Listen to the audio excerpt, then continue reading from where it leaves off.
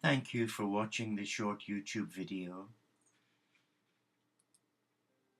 And the theme of this short video is change is not painful. What is painful is our stubbornness of heart, that inner unwillingness to be gracious and accept an all-important truth, that we are each in divine service. We are not master of our destiny. We were created in love for love, to share that love. And if we are rooted and grounded in that inner knowing that we are love, then change in whatever form or shape it may take can never, ever be painful. It is my understanding that when it becomes painful, it's because we have stepped into the arena and tried to control the outcome. And we are seeing that so evidently and clearly today, where many give lip service to God, even in the church, even in the religions around the world. Many are giving profound lip service to God, but their hearts are closed to truth. Why do you think that is? Well, my gut feeling is probably fear. And I can only base what I do here, what I share with you, from my own personal account of my journey, where I was gripped by fear for many years, too many years. And then one day, after many, many years of prayer, soul searching, the scales from my eyes were removed, and I could see where I had to be. But I didn't have the courage to take that first step. So I needed help. And help came as soon as I knelt on my knees. And I shouted at God, "Why do you treat your servants so miserably?" Excuse me. And the answer was, "I don't treat you miserably. You treat yourself appallingly by denying yourself truth, by living in the past and not embracing the present." Again, I'm back to Eckhart Tolle. I love this man. You need nature as your teacher to help you reconnect with being. But not only do you need nature, it also needs you. A great silent space holds all of nature in its embrace. It also holds you. Change is inevitable. Time does not stand still for no man. You've heard that many times.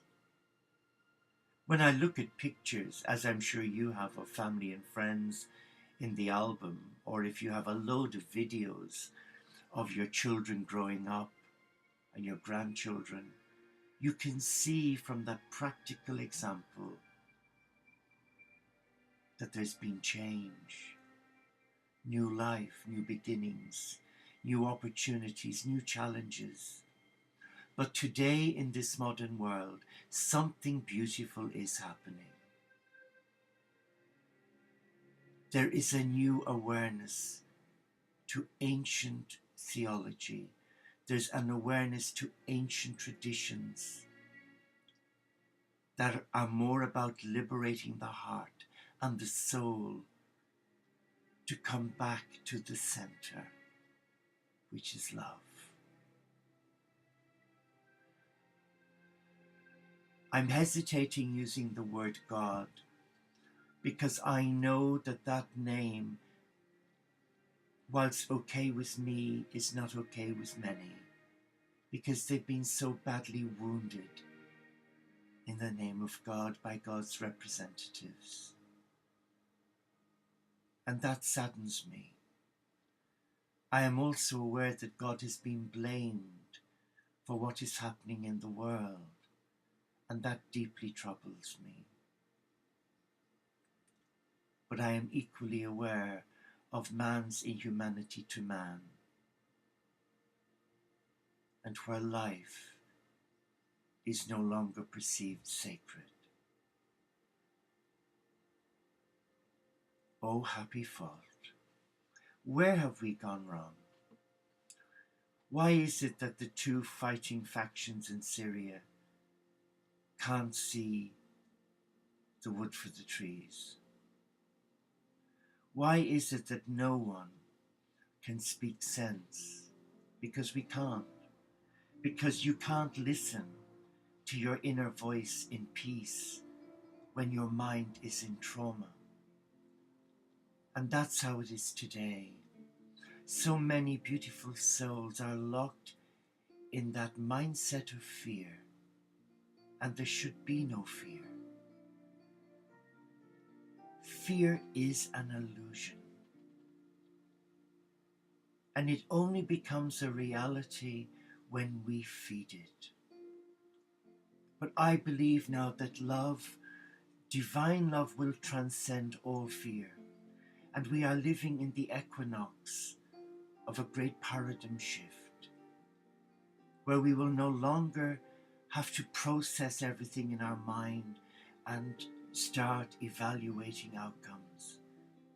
The gift of Christ Consciousness 2012 is more about allowing the heart reawaken to truth and love, and allow that inner knowing guide us. And as a member of the Teo community of St. Francis, our role is to be a bridge of light. We're not here to convert with dogma. We don't have dogma. We don't have rules and regulations. Each person comes in at where they're at. Each person shares their love where they're at. We nurture one another as a spiritual family, like what happened in early times. But we honor the divine in nature. We don't worship the sun or the trees like our ancestors did, but we see the face of God in nature. The animal kingdom become teachers. They bring such a reverence to us. We cannot live this journey now alienated from nature. We are part of it. It is a whole, as is our mind, body, and spirit. We are part of something much bigger than ourselves, and to fight it causes conflict. So what we do, we come into our inner sanctum, and in silence we ask, and in silence we receive. There is no conflict. There is love.